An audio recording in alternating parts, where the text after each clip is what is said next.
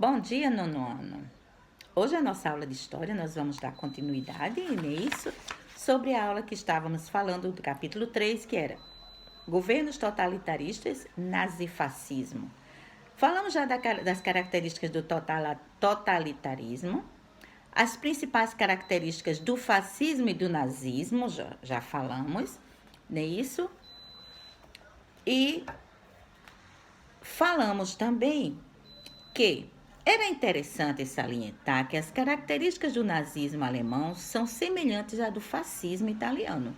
Haja vista que Hitler foi um admirador dos feitos de Mussolini. Entretanto, não podemos esquecer que a questão racial, o arianismo, ou seja, a ideia de que os alemães eram superiores por pertencerem a uma raça pura, chamada raça ariana. É típico do nazismo. Hitler, em seus discursos, afirmava que a raça ariana era a única em toda a história, que tinha feito contribuições notáveis para o progresso humano. Isso não existe, né? Não é assim. Aí vem agora o surgimento do fascismo na Itália. A Itália, após a Primeira Guerra, teve sérios problemas econômicos e também sociais. Segundo alguns cálculos, morreram aproximadamente 700 mil pessoas, sem contar com os feridos.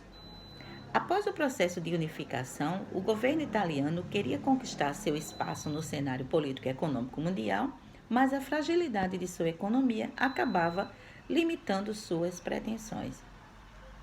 Era nesse sentido que o povo italiano procurava um salvador da pátria. Benito Mussolini incorporou essa figura que levaria o povo italiano a acreditar que o sonho de uma Itália nos modelos da antiguidade clássica seria totalmente possível. E para entendermos melhor nessa história, é necessário falarmos de Mussolini. Ele foi um líder fascista italiano, nasceu em 1883 numa província italiana. Sua família era de origem totalmente humilde. Em sua casa, por influência de seu pai, discussões políticas eram frequentes, o que acabou influenciando sua postura esquerdista. No início do século XIX, passou a trabalhar em um jornal socialista, alistou-se como voluntário no exército italiano, vendo a guerra como algo dignificante, divino, que transformava os meninos em homens de verdade. Eu não acho que uma guerra iria transformar quase uma criança em um homem de verdade. Eu acho que não vejo necessidade de passar por tudo isso, não é isso? Mussolini e o Partido Fascista. Mussolini ele fundou o Partido Fascista, Face de Combatimento, que tinha como emblema o faicio. A palavra faicio significa feixe de varas, no qual se encontrava amarrado um machado. O fascismo se apropriou desse símbolo do poder dos magistrados da Roma antiga. E o feixe de varas representava a união do povo em torno da justiça e do Estado. O Partido Fascista ele teve o apoio dos que opunham ao socialismo, ao comunismo e ao anarquismo. Tais opositores viam no grupo uma espécie de guardião de seus interesses, não só na Itália, mas também na Europa. E muitos empresários capitalistas financiaram ações fascistas. O Partido Fascista também passou a impor sua ideologia usando a violência física. Para tanto, contavam com um grupo paramilitar chamado de Camisas Negras, que empregava a violência por onde passava.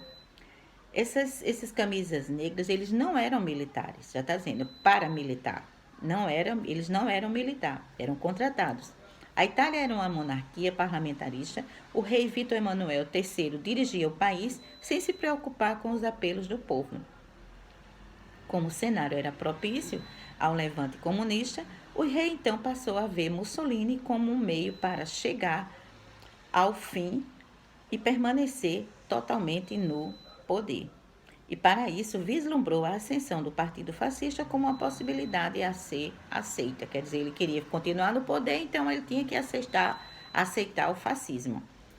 Mussolini, então, percebendo que a situação lhe era favorável, organizou em 1922 a Marcha sobre Roma, exigindo que seu nome fosse indicado para o cargo de primeiro-ministro italiano. E nessa marcha, em frente ao palácio de Vítor Emanuel III, estavam 26 mil camisas negras e aproximadamente 500 mil pessoas gritando o nome de Mussolini. Não restou ao rei senão então atender aos desejos da população, né? Ele foi bastante sabido. E ao assumir o poder, Mussolini então implantou uma ditadura forte, perseguiu, prendeu, deportou e matou seus opositores. E para ganhar o apoio dos trabalhadores, fez em 1927 a Carta del Lavoro, dando-lhes garantia, e em 1929 conquistou então o apoio da Igreja Católica. E ao ceder o território do Vaticano ao Papa, através do Tratado de Latrão, solucionando então a questão romana. A gente tem ainda muita coisa para a gente comentar, a gente vai ver ainda muita coisa, absurdas que a gente vai ver ainda, tá bom, nono ano? Então vamos parar por aqui e na próxima aula a gente vai dar continuidade, tá bom? Bom final de semana para vocês, tchau, tchau!